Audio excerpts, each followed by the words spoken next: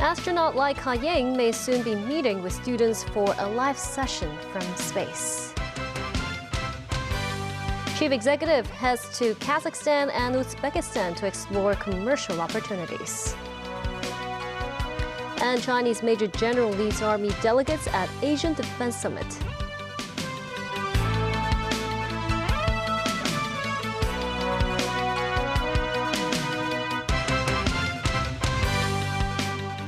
Good evening, and thank you for joining us. Secretary for Innovation, Technology and Industry Sun Dong reveals Hong Kong's first astronaut Lai Ka-ying could soon be conducting a live lesson from space for students back home.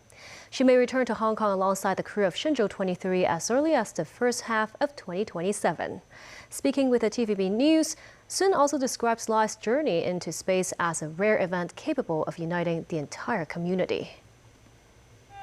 Secretary for Innovation, Technology and Industry Sun Dong reveals that Lai Ka-ying stood out from a field of 120 candidates thanks to her exceptional academic credentials, physical fitness, and psychological resilience. Sun says Lai comes from a highly professional background. She's a mother of 3 and speaks Cantonese. People see her as someone from their own community, and that makes her story incredibly inspiring. It was a historic moment that for the first time, a payload specialist from Hong Kong, Dr. Lai Ka-ying, has taken part in the National Space Mission. These achievements has made the whole Hong Kong very proud.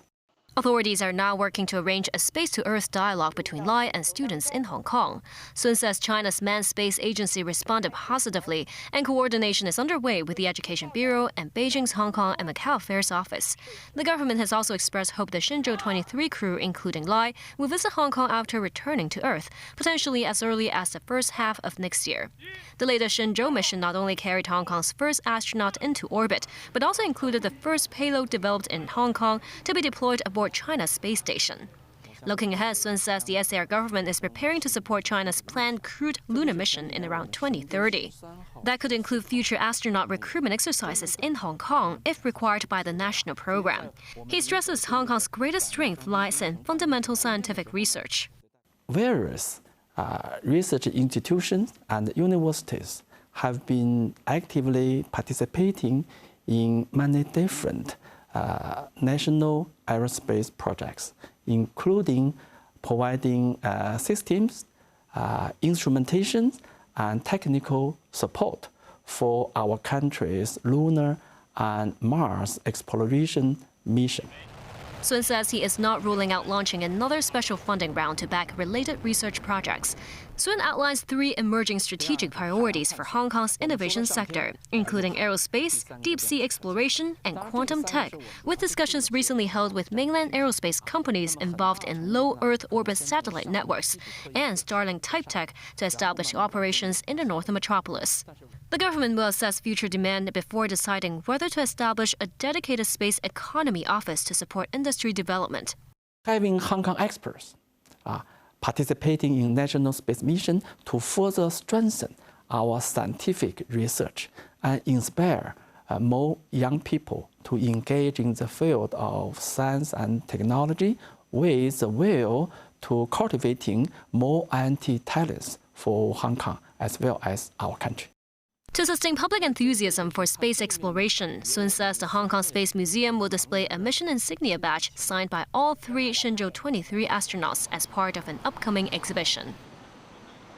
The Hong Kong University of Science and Technology scholar who developed musical, short for Multispectral Imaging Carbon Observatory, reveals Lai Ka-ying will be the one operating the device in space. His first data transmissions are expected as early as June. The compact high-precision carbon dioxide and methane detector arrived at China's Tiangong space station aboard Tianzhou 10 cargo craft earlier this month. The device also marks Hong Kong's first scientific payload operating aboard the Tiangong station. Chief Executive John Lee begins his 7-day visit to Kazakhstan and Uzbekistan. Leading a business delegation, Lee says he hopes to bring good news back to Hong Kong and facilitate more collaboration between the city and the 2 Central Asian countries. Setting off this morning, the delegation is the largest in size in this current administration. Accompanying officials include Secretary for Commerce and Economic Development Elton Yao and Secretary for Financial Services and the Treasury Christopher Hui. The group also includes more than 40 local business and professional representatives and about 30 representatives from mainland enterprises, covering fields such as finance, law, and technology. Belt and Road Commissioner Nicholas Ho says the trip aims to explore new markets and to establish various mechanisms between their governments. He adds Hong Kong can also assist Central Asia's natural resources and mineral companies in listing, financing, and bond issuance, as well as invest in the region's tourism industry. Kazakhstan capital of Astana, where locals under the age of 30 make up over half the population, has been drawing in residents from all across the Central Asian country as a region ripe for economic and residential opportunities. Timothy Lee tells us more. A city in the steppes where futuristic architecture dominate the skyline. Much of the structures in the Kazakh capital were only constructed in the last 30 years, with Astana having only become the nation's capital in 1997. In mere decades, Astana managed to transform from a piece of sparsely populated grassland to a regional metropolis.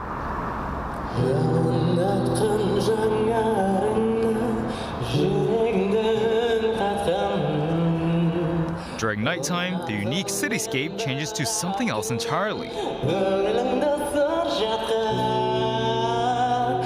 Once named the youngest capital in the world, it's not just the city itself that's young, but also the people who live in it. Out of Astana's 1.6 million residents, more than half are below the age of 30. Even at 11 p.m. on a regular day, young Kazakhs could be seen roaming the capital streets.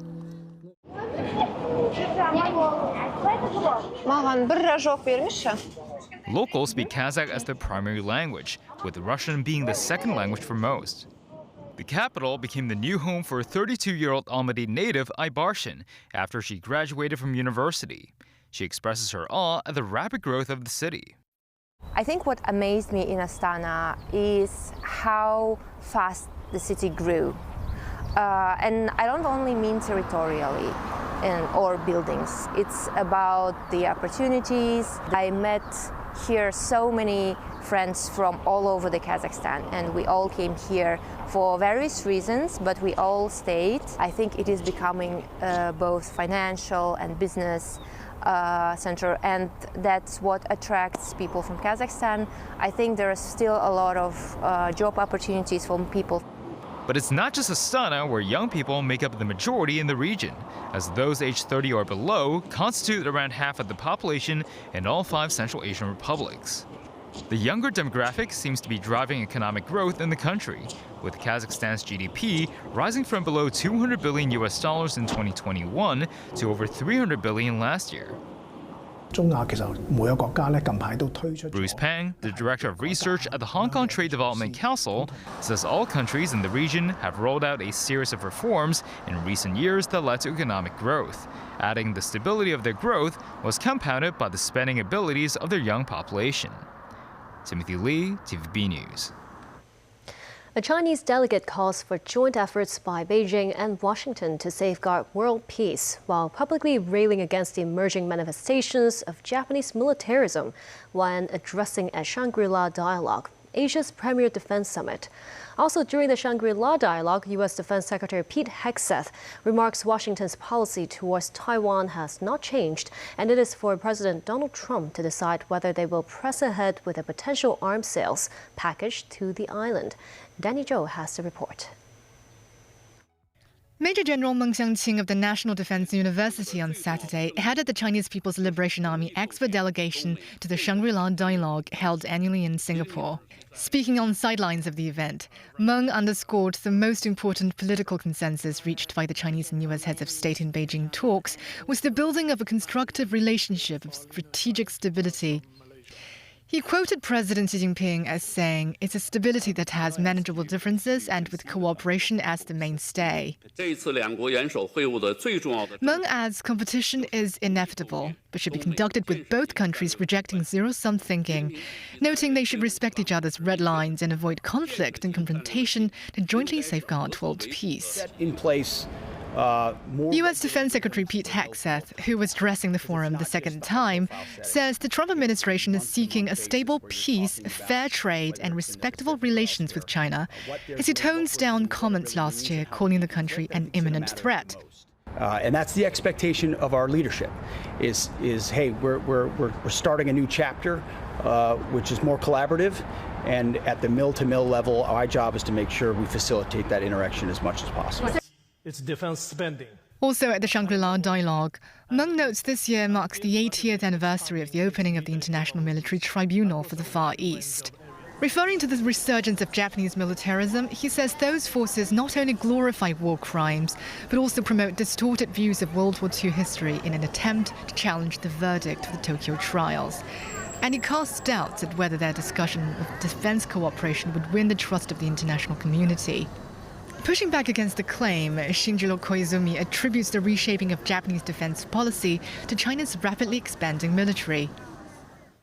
There is a country that has a huge arsenal of nuclear weapons and strategic bombers. Japan has neither of such weapons, and yet Japan is labeled new militarism. China continues to increase its defense spending at a high level and is rapidly expanding its military capabilities across a wide range of areas without sufficient transparency.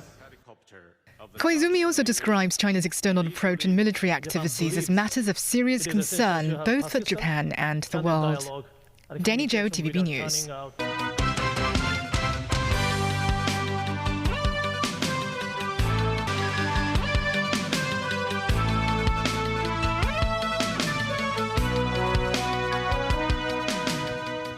Welcome back. Iran's parliament is set to vote on a bill that would formalize the country's management of the Strait of Hormuz, a senior lawmaker said Saturday. This, as the U.S.-led Joint Maritime Information Center says, Washington's blockade of Iranian ports remains in place.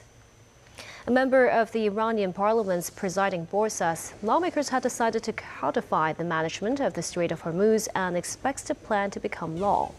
He says only Iran and Oman have the right to decide how the Strait of Hormuz should be managed, adding Iran has begun consultations with Oman, which has expressed preliminary agreement, and that the plan could be finalized in the near future. Paris police arrest more than 400 people as celebrations erupt into riots after Paris Saint-Germain clinches its second Champions League title. A group charged a local police station while others damaged shops and businesses across the city. Gloria Feng has the story. French police arrested more than 400 people as fans celebrate Paris Saint-Germain's 4-3 victory over Arsenal to retain its title in the Champions League final in Budapest, Hungary, Saturday. Police sources say more than 20,000 people were celebrating on the Champs-Élysées, while police forces were carrying out operations to contain the crowd. Officers are seen firing tear gas and fending off crowds with shields. Dozens marched along the avenue near the Arc de Triomphe, where a kiosk was set on fire and at least 6 vehicles were damaged. Another group who made attempts to storm a police station in the posh 8th arrondissement was dispersed. Elsewhere across the city, fans caused disturbance with some vandalizing shops and setting fires. The main ring road surrounding Paris was briefly blockaded by a crowd before law enforcement stepped in. Officers also contained about 1,000 people gathered near the PSG stadium in the 16th arrondissement and cleared barricades made from bicycles. One officer was injured. The mayor's office of Paris's 15th arrondissement announced nearly 100,000 people are expected to gather at the Champ de Mars near the Eiffel Tower on Sunday for a celebratory PSG parade. Gloria Feng, TVB News. Several Hong Kong airlines are canceling flights as Typhoon Jangi approaches Japan. Hong Kong Express announces that 6 flights between Hong Kong and Okinawa will be cancelled on Monday and on Tuesday. Travelers flying between Monday and Wednesday are reminded to check their flight status before heading to the airport. Meanwhile, Hong Kong Airlines expects flights to Okinawa on Monday and to Osaka on Wednesday may be delayed or cancelled. Comic-Con wraps up its inaugural Hong Kong edition at the Convention and Exhibition Center. Local exhibitors and an American comic artist both note stronger sales at the event than at similar conventions elsewhere. Superheroes galore in Wan Chai's Convention and Exhibition Center. From Batman to Deathstroke. As the three-day Comic-Con enters its final day, parents and children transforming themselves into their favorite comic book characters. The kids obviously love comics, video games, superheroes, and so it's a great place to have them experience. The atmosphere is a bit different from the Hong Kong ACG, and people are super nice, and compared to what we usually have, people now here in HKCC, they speak more English to us. Among the exhibitors is American illustrator James Harris. Having taken part in around 10 Comic-Cons across Japan and the United States, Harris says this was his most successful convention yet. Sales approach 100,000 Hong Kong dollars, roughly 40% higher than what he typically earns at Japanese events. This is the best ever I've ever had. Ever. Without a doubt. I'm so blown away. I feel like I'm living a dream right now. The people are 100% doing their best to support us, and we really, really appreciate that. Local exhibitors also report strong business. This Hong Kong toy retailer offered up to 20% discount on selected items and says sales are around 20% higher than at previous local animation jamborees. Its founder Jan Lam hopes the event can help introduce more homegrown comic and entertainment properties to international audiences.